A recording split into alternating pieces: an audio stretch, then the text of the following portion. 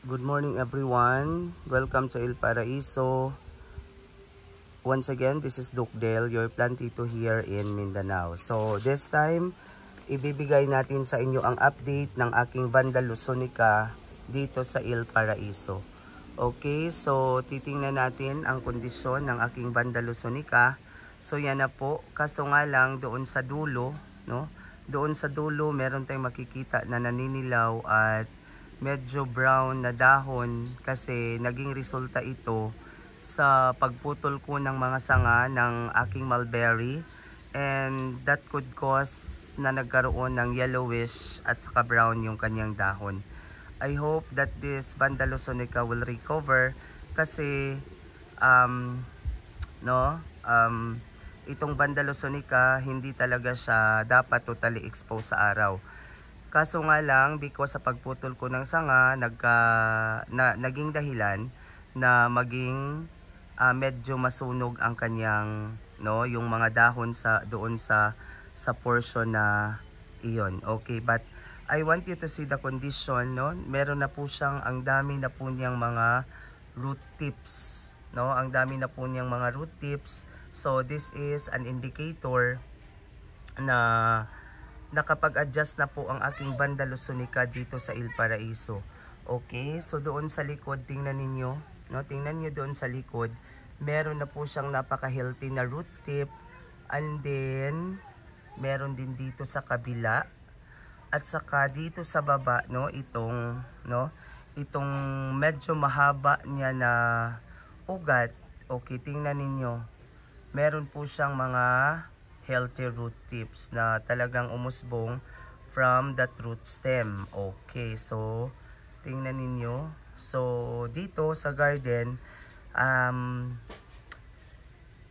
from the start that I received this from Sir Junjun of Isabela,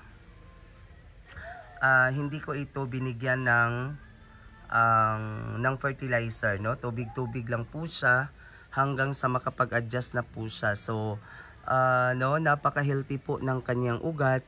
Okay, and then ang lalaki po ng kanyang mga bagong ugat, and I am so happy seeing this kasi nga isa ito sa napaka-pricey na orchid dito sa El Paraiso. Try to imagine this is coming from Isabela. Okay, so tingnan natin ang kabuuan ng Lusonica. Napakaganda po niya, no? Sana po this will